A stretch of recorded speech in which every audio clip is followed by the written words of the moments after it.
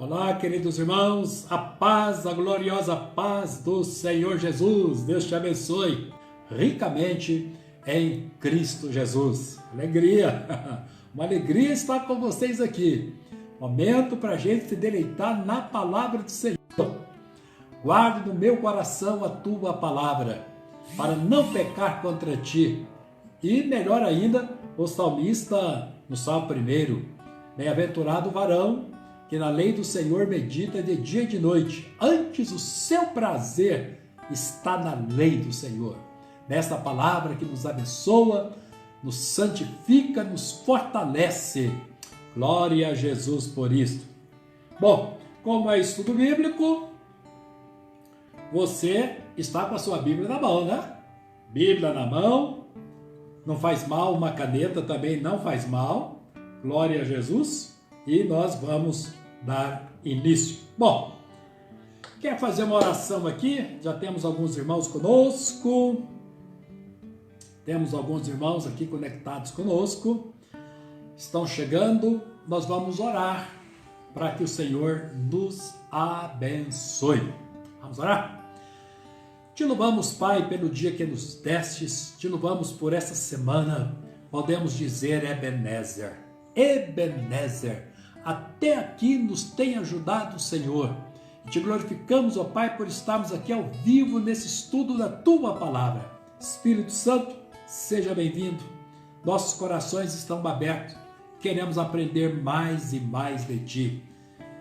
Oramos em favor de todos aqueles que estarão conectados conosco, com o Teu trono de graça, com a Tua Palavra. Seja a bênção do Senhor sobre todos nós. Oramos em nome de Jesus. Ok, queridos, ao longo do estudo, se você tiver alguma dúvida, você pode dizer aqui, não é? Postar a sua mensagem. No finalzinho, nós estaremos aqui visualizando e fazendo contato com os nossos queridos irmãos. Vamos lá? Vamos lá? 1 Tessalonicenses, no capítulo 1, hoje a partir do versículo 5, nós vamos até o versículo 10, né? Pelo menos nós pretendemos ir até o versículo 10, de forma bem objetiva, de forma bem clara. Nós vamos conversar aqui sobre esse texto. Nosso bem-vindo a todos vocês aí que estão conectando conosco. Deus abençoe todos vocês. Vamos ver o texto? Sinal evidente do reto juízo de Deus, para que sejais considerados dignos do reino de Deus, pelo qual, com efeito, estáis sofrendo.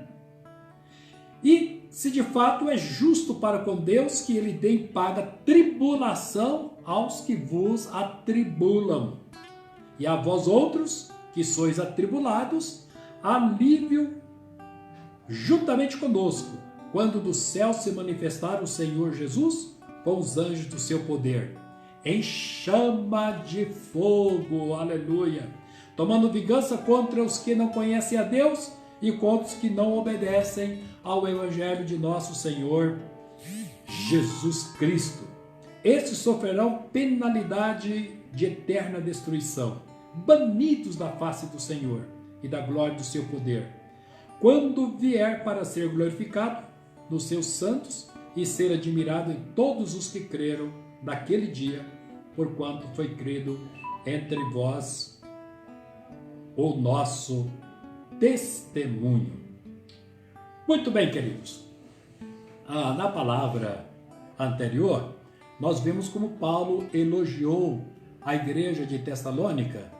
Toda igreja tem seus problemas, tem suas dificuldades, tem seus defeitos. Qualquer lugar que você visitar, você vai ver problemas. Mas a igreja tem as suas qualidades também.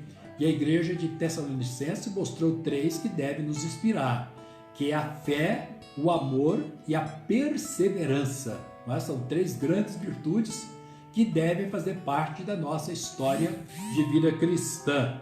Muito bem. E aí, depois que Paulo encoraja a igreja por ter mostrado resistência e fidelidade a Cristo, debaixo de tratamentos desumanos por parte dos perseguidores, ele vai dizer que o mal praticado não vai ficar impune diante de Deus. Assim como Deus tem olhos para ver as coisas boas que as pessoas fazem, que nós fazemos, Deus também tem olhos para ver a malignidade que está no coração de muitas pessoas. E esses atos perversos, desumanos, não passam despercebidos aos olhos do Senhor, especialmente, não é? Aos olhos de Deus, com aqueles que Deus sabe que os amam. Então, qual é a questão que a gente vai ver nesse texto aqui, queridos? A grande questão que nós vamos ver é que as ações do homem e sua conduta vão determinar os frutos que serão colhidos. Aqui é a lei da semeadura, a lei impecável da semeadura. O que os homens plantar é exatamente isso que eles vão colher. Muito bem. E uma palavra pesada aqui nesse texto, queridos, é a questão do julgamento final de Deus. Se as pessoas tivessem consciência do julgamento final, olha, a história dos homens seria completamente diferente. Se tivessem noção do que representa o julgamento de Deus. Muito bem, te levo então os versículos 5 e 6. Acompanhe comigo os versículos 5 e 6. Se não é evidente do reto juízo de Deus, para que sejais considerados dignos do reino de Deus, pelo qual, com efeito, estáis sofrendo, se de fato é justo com Deus, que ele dê em paga tribulação aos que vos atribulam. Sinal evidente, que sinal evidente é esse? Não é? Para que sejais considerados dignos do reino de Deus. Interessante, não é? Que esse texto fala em dignidade, para que nós tenhamos dignidade do reino de Deus. É uma palavra que a gente nunca usou, não é? Não tem usado, não faz parte da nossa teologia dizer que nós temos alguma dignidade diante de Deus. Sempre falamos que tudo é graça, tudo é graça, tudo é graça. Nós não somos dignos de coisa alguma. A única dignidade que nós teríamos é de ser condenados, de ser punidos, mas Deus, a sua graça, nos dá, não o que a gente merece, mas o que nós não merecemos é o que Deus nos dá. E agora, queridos, Paulo fala de dignidade, mas veja o contexto em que ele usa a palavra dignidade. Não é? As pessoas que padecem provação, luta, não reclamam, não murmuram, não se abatem na fé, não se curvam, estão firmes diante de Jesus, com lágrimas, com jejum, com oração. Essas pessoas não perdem o foco diante de Deus. Às vezes são humilhadas, são perseguidas, mas elas colocam o seu foco em Cristo Jesus. Paulo, quando olha isso, ele mostra que isso tem um peso diante de Deus. E para traduzir esse peso que essa fidelidade nossa tem diante de Deus, Paulo usa a palavra dignidade. Não é? Para que sejais considerados dignos do reino de Deus. Então, olha o contexto que Paulo vai colocar essa expressão. É o contexto de perseguição e de sofrimento. Mas você sabe que as perseguições e os sofrimentos têm o seu valor diante de Deus? Eu confesso para vocês que, como pastor, 46 anos de ministério pastoral, eu confesso para vocês que nós cristãos não achamos nenhuma graça em luta, provação, sofrimento, tribulação. Se a gente pudesse, nós arriscaríamos essas palavras do vocabulário cristão. Mas olha, queridos, mesmo que a gente não ache graça nenhuma nessas palavras, nessas provações, elas têm um valor muito grande diante de Deus. E na nossa vida cristã, o primeiro grande valor de provação é que Paulo vai dizer aqui, assim, queridos irmãos, amados irmãos, vocês não precisam ficar desanimados. Tudo passa na vida e vai chegar o momento quando Jesus vai descer dos céus, levar a igreja consigo, será um período novo. Deus vai enxugar dos nossos olhos toda lágrima e Deus vai passar uma esponja na nossa mente e diz que não haverá lembrança das coisas passadas. Tudo ficará no passado. Nem lembrança a gente vai ter.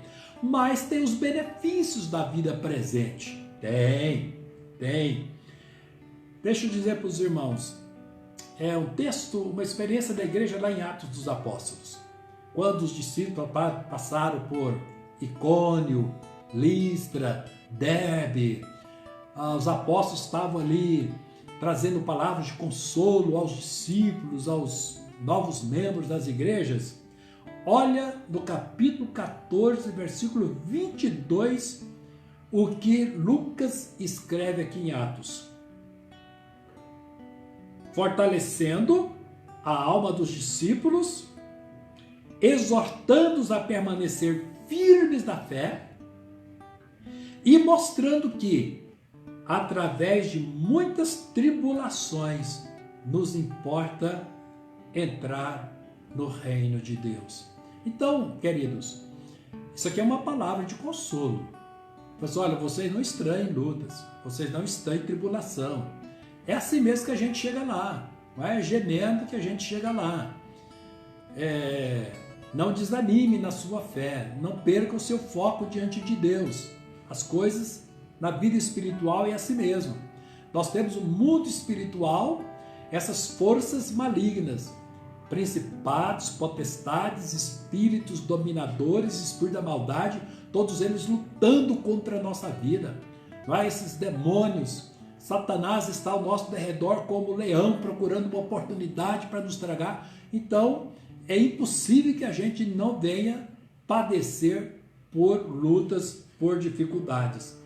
Mas você sabe que as provações trazem benefícios para a igreja.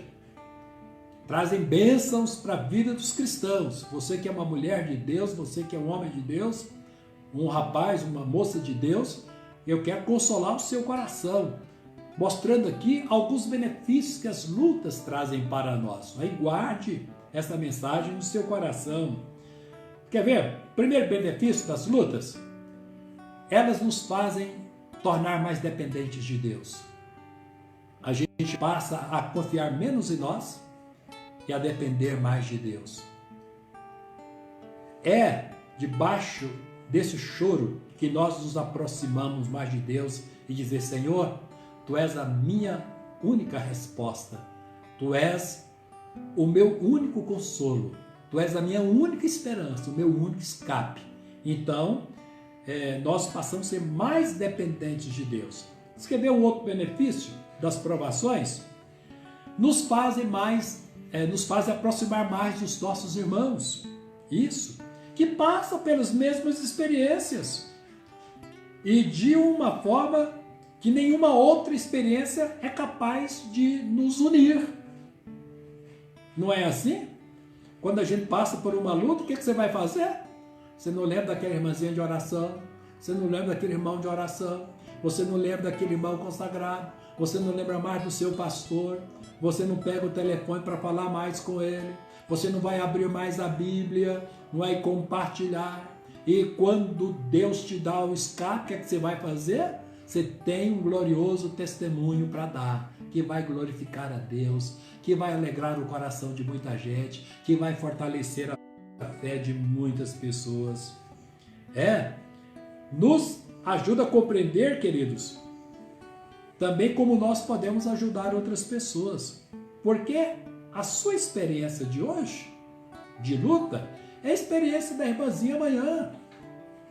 Como você permaneceu firme, você não perdeu o seu foco, você venceu, você vai poder confortar o coração daquele irmão, daquela irmã. Você olha, essa experiência eu já tive, tá? Essas lágrimas eu já derramei. E como Deus foi fiel comigo, você vai poder ser bênção na vida de outras pessoas. Quer mais uma? Mas uma prova de que as lutas nos abençoam é que essas lutas, queridos, de qualquer maneira, elas são instrumentos de Deus nos disciplinar. Verdade. A gente aprende lições, a gente aprende valores, nós aprendemos, queridos, qualidades que normalmente a gente não aprenderia sem essas experiências. Nós não somos tão bons como nós imaginamos, nós não somos tão fortes como nós imaginamos, nós não somos tão grandes como nós imaginamos. A gente tem muita coisa para aprender e é nessa hora que a gente vai aprender. Eu vou dizer uma coisa para uma frase não é minha, não sei de quem é a frase, mas diz assim: é preferível o bisturi afiado da tristeza e da tribulação que arrancam as falhas do nosso caráter do que o bem-estar da felicidade que pode arrancar de nós as nossas virtudes. É bem melhor o bisturi afiado do que, às vezes, falsa sensação de felicidade. Porque pelo menos esse bisturi nas mãos de Deus arranca do nosso caráter nossas falhas, nossos defeitos. A gente melhora. Sim, nós crescemos, nós amadurecemos. Verdade. Deus faz coisas em nós, nesses momentos, que de outra forma não aconteceria. Quer mais uma lição sobre a importância desses momentos de lutas e de provações? Nos ensina acerca da seriedade e da malignidade do pecado. Que esse mundo, queridos, nem tudo serve para nós. É nessa hora que a gente perde o entusiasmo por muita coisa dessa vida, não é? Esses atos desumanos perpetrados contra a nossa vida.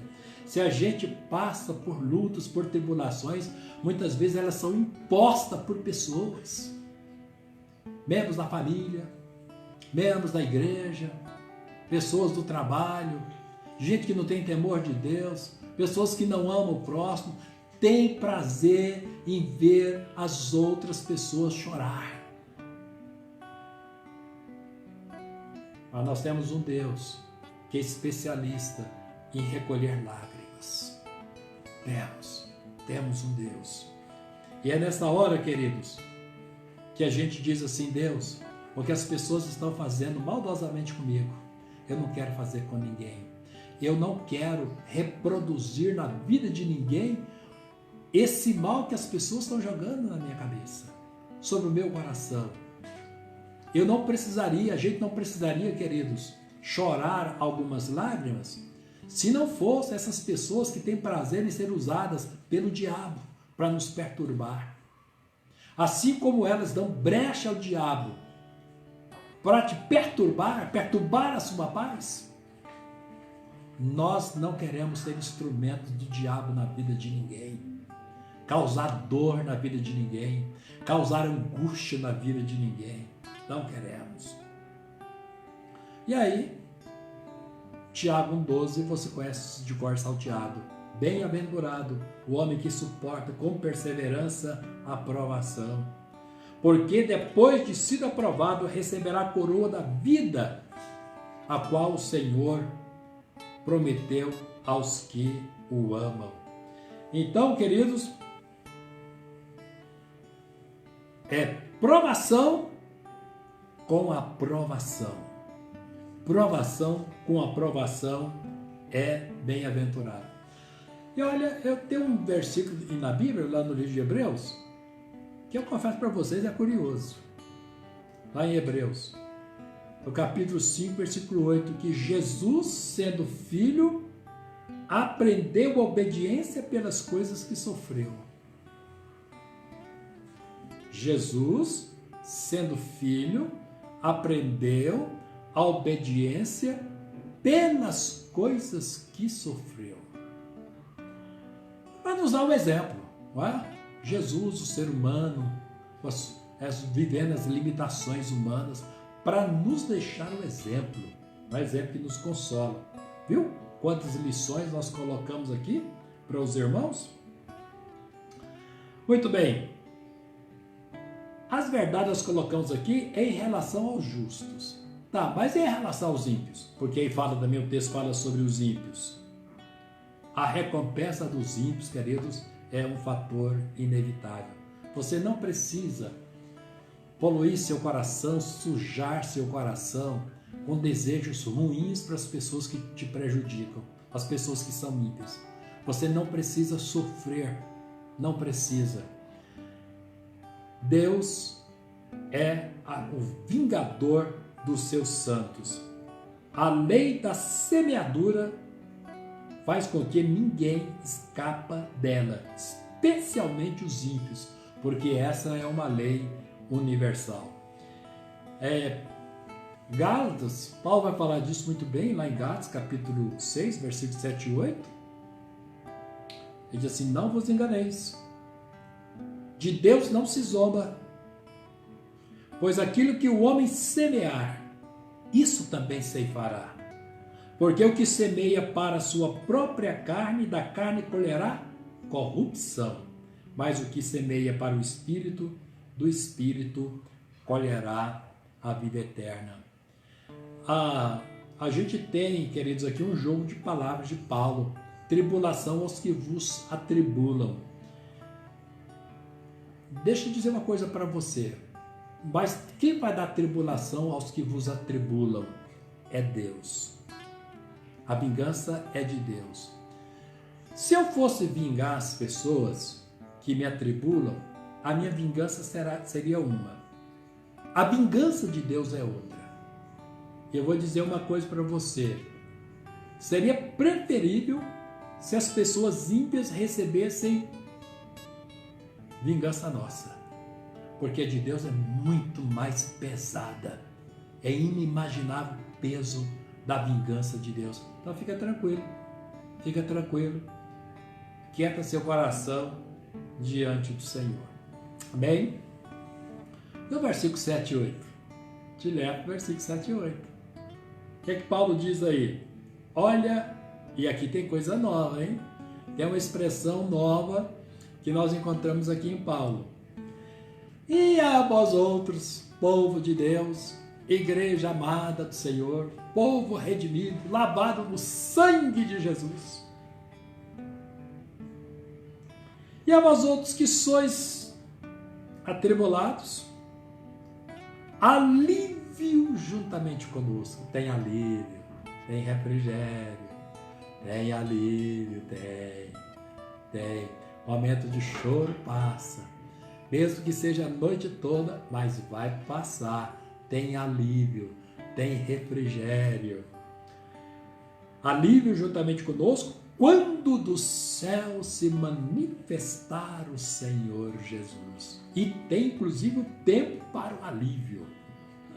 Tempo para alívio, queridos, não é hoje não. Embora Deus nos dá momentos de recreio, Deus nos dá momentos assim maravilhosos para a gente sorrir, com coração cheio, com a boca aberta, com olhos brilhando. A gente tem muitas oportunidades para sorrir, tem. Mas o alívio duradouro, o consolo duradouro, refrigério duradouro, tem tempo marcado. Está aqui. Quando do céu se manifestar o Senhor Jesus com os anjos do seu poder. Quer mais? Em chama de fogo. Olha a revelação que Paulo tem. Jesus vai descer em chamas de fogo, assim, até de forma assustadora.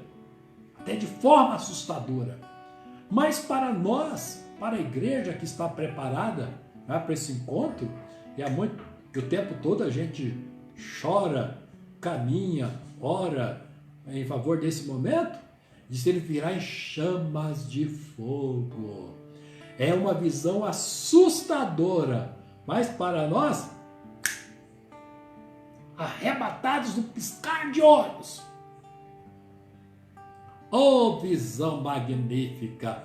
Oh, visão gloriosa! ver Jesus descendo, labareda pura, queridos, fogo puro, queridos, aleluia.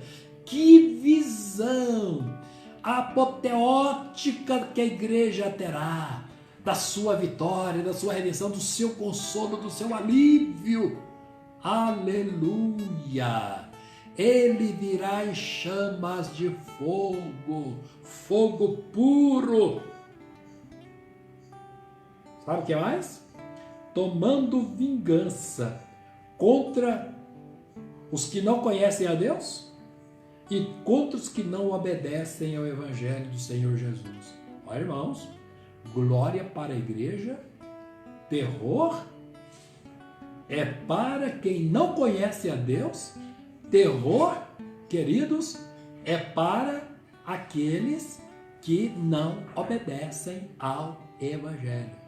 O homem é livre para viver do jeito que quiser, para fazer o que quiser, mas não ficará impune. Tem prestação de contas. E esse aqui é o momento. Bom, queridos, qual é o conceito que Paulo tem de descanso, de glória, de refrigério, de lenitivo? Qual é o conceito? É o conceito de uma glória futura. A gente tem que aguardar a volta de Jesus, mas ele vai voltar. A volta de Jesus aqui tem dois significados diferentes. Um é um significado para a igreja, que é essa visão estarrecedora, extenuante, linda, extraordinária.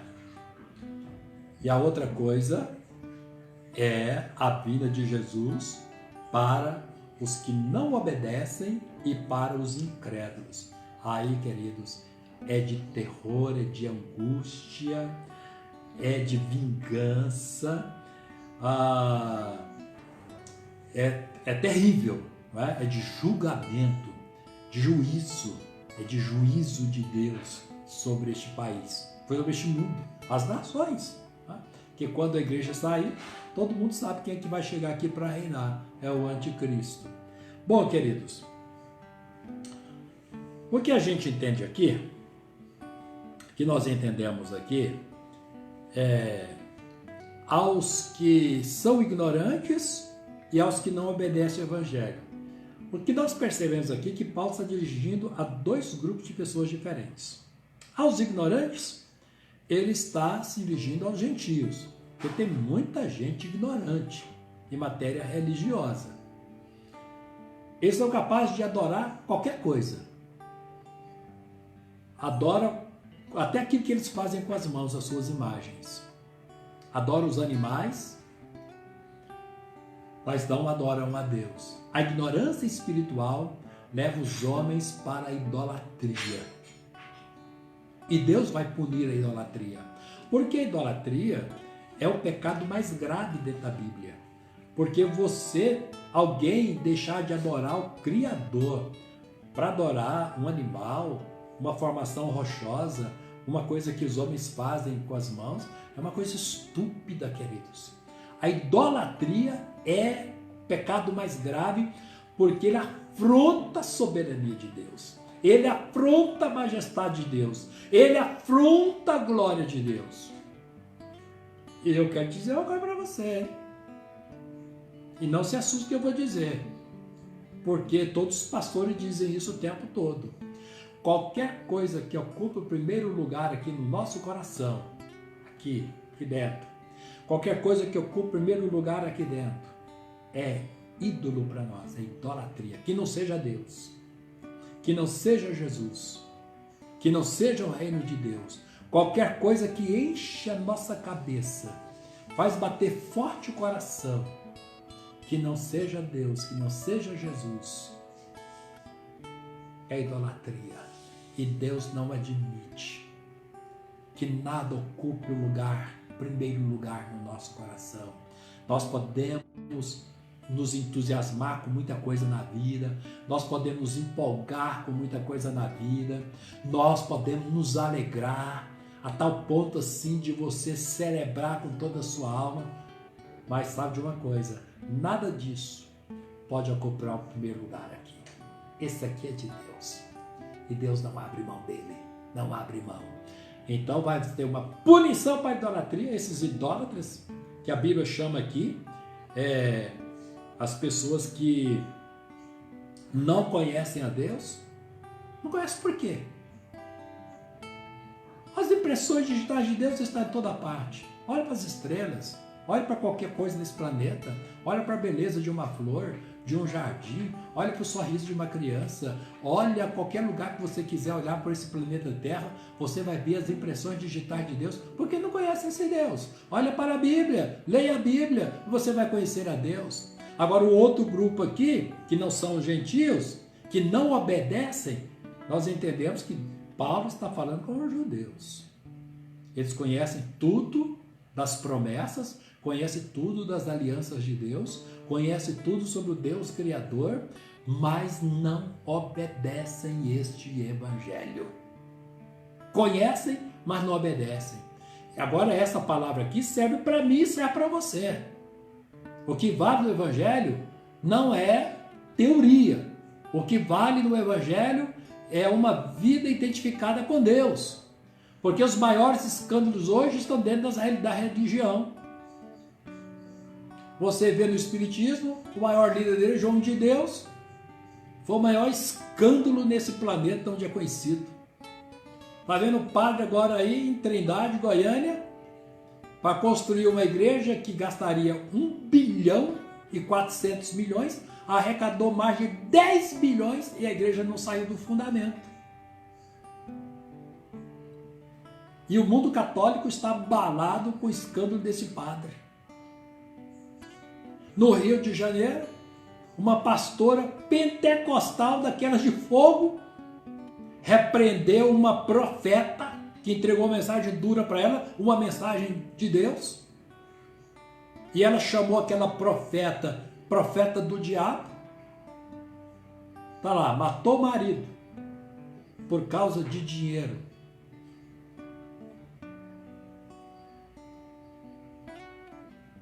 Queridos, o evangelho sofre com falso testemunho dos que se dizem servos de Deus. Aí você fala assim, o espírito que é espírito. Você diz assim, é o católico que é católico, tá? Mas e a pastora lá do Rio de Janeiro que é deputada? Por enquanto, já vai ser caçada. E o pastor que foi preso hoje por roubo, acusado de roubo.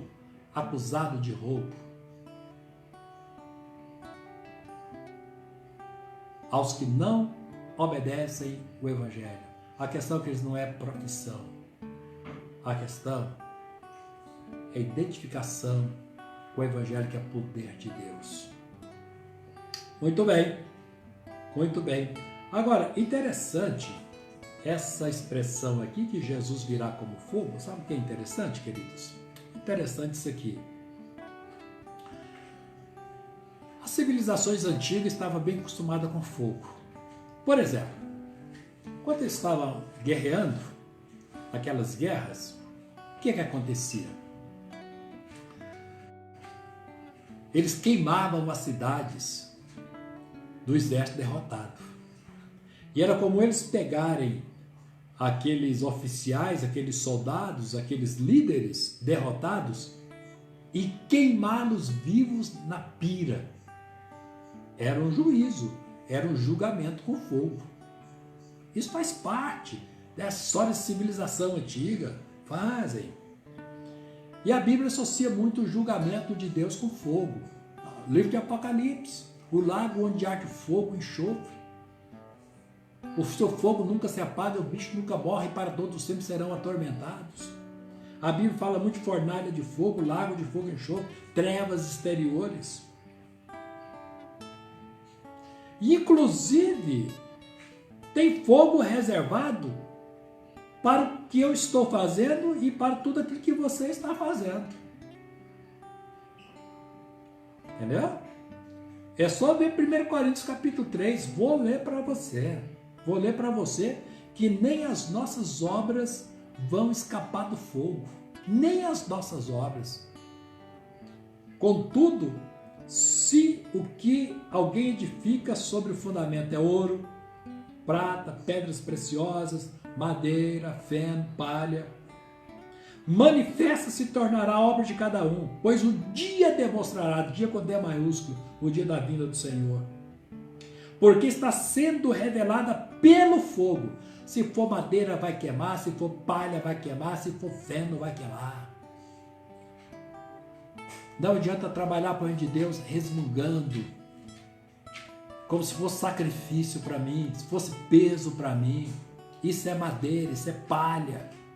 Mas quando a gente faz com amor, para a honra e glória do Senhor, com dedicação, com zelo, isso é ouro puro, isso é ouro 18 quilates, isso é pedra preciosa, isso é pedra 90.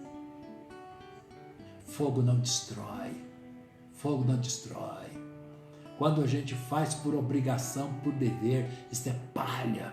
Você pode até fazer a igreja se alegrar, muita gente ser abençoada, mas isso não vai te render galardão. Sabe por que a nossa teologia trouxe a figura do fogo? Primeiro que é uma figura de terror, né? O fogo é uma figura de terror, porque nele está expresso juízo. Ele expressa também severidade. Então expressa terror, expressa severidade. Deus será severo no julgamento dele. E também um aspecto glorioso é que o fogo também purifica, né? Purifica. Agora, queridos, então é vingança para os que são ignorantes, que essa ignorância leva à idolatria, e a desobediência leva o quê? A um coração endurecido, já viu? As pessoas que não querem obedecer, as pessoas que são resistentes, o coração vai endurecendo, o coração vai endurecendo. O Espírito Santo fala uma vez, fala duas, fala três, depois para de falar. Porque Deus não trata com coração endurecido. Deus trata com coração quebrantado. Então, se a ignorância leva as pessoas à idolatria, estão adorando aí o que não são deuses. Mas a rebeldia leva as pessoas à dureza de coração. Bom, queridos, no estudo de hoje eu te levo os dois últimos versículos, tá? Para a gente encerrar o estudo de hoje, mas sexta-feira que vem tem mais, não é? A gente continua aos versículos 9 e 10, e no versículo 9 e 10 a gente encerra estes versículos. O que diz os versículos 9 e 10? Estes sofrerão penalidade de eterna destruição. Estes quem? Os ímpios. Esses que são ignorantes e os que não obedecem. Banidos da face do Senhor e da glória do seu poder. São banidos, são varridos da presença do Senhor. A coisa mais dura desse julgamento, queridos, é ficar sem a presença de Deus. Uma eternidade sem Deus, uma eternidade sem Cristo, uma eternidade sem salvação. Nós que pregamos o Evangelho, que vivemos o Evangelho, nós não temos a menor ideia da dimensão de uma eternidade sem Deus, varridos da presença do Senhor. Como se varre um lixo.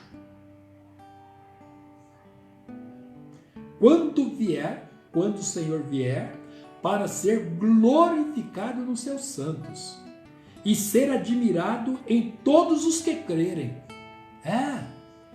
Jesus será admirado por toda a sua igreja, pelos salvos, mesmo porque ele vai vir, aqui na expressão de Paulo, ele virá em chamas de fogo, ele virá como fogo puro. É uma visão arrebatadora daquele dia, Sabe, queridos, novamente aqui a vida de Jesus com significado diferente para pessoas diferentes. para pessoas que não obedecem, para pessoas que não creem, castigo severo, mas para os que creem, a glória de Deus. Para ser glorificado na igreja. Como isso acontece? É mais ou menos assim, querido. Você pega um espelho ao meio-dia, quando o sol brilha na sua força, e você vai refletir a glória, o poder do brilho do sol. Pega um espelho grande e faça isso. Se você projetar esse raio na direção de alguém, da mesma forma como esse sol tem poder para cegar a nossa retina, danificar a nossa retina, esse brilho refletido pelo espelho também. Então, quando Jesus vier, nós, como espelho, nós teremos um grande espelho para refletir esta glória, o poder desta glória, a grandeza dessa glória. Nós teremos como espelho para refletir isso. Eu vou dizer uma coisa, se os ímpios não dão conta de olhar para Jesus, na beleza, na glória, no fulgor de Jesus, também eles não darão conta de olhar para nós, sabia? Porque nós vamos refletir essa glória com tanta intensidade, é isso que Paulo está dizendo aqui. Quando vier para ser glorificado nos seus santos, para trazer essa glória dele para os seus santos. Então, meu amado irmão, minha querida irmã, deixa falar o seu coração. Você terá esta capacidade de refletir na intensidade a glória do Senhor Jesus. E quem não tem a transmissão dessa glória não conseguiria olhar para você, mesmo se pudesse olhar, não daria conta de olhar para você. O mundo que hoje nos vê, zomba de nós, caçoa, e às vezes muita gente é instrumento do diabo para nos perturbar, para perturbar a nossa paz, a nossa tranquilidade. Essas pessoas, se tivessem oportunidade, não dariam conta de olhar para nós. Porque como espelho, nós iremos refletir a glória do Senhor na sua intensidade. Viu que coisa linda? Mas para eles vão sofrer penalidade de eterna destruição. Coisa linda, coisa linda. Grande abraço. Cerramos. Domingo, Escola Bíblica Dominical. Entra lá e às 18 horas, nosso culto presencial e também virtual. Deus te abençoe. Grande abraço. Na paz gloriosa do Senhor Jesus. Deus te abençoe.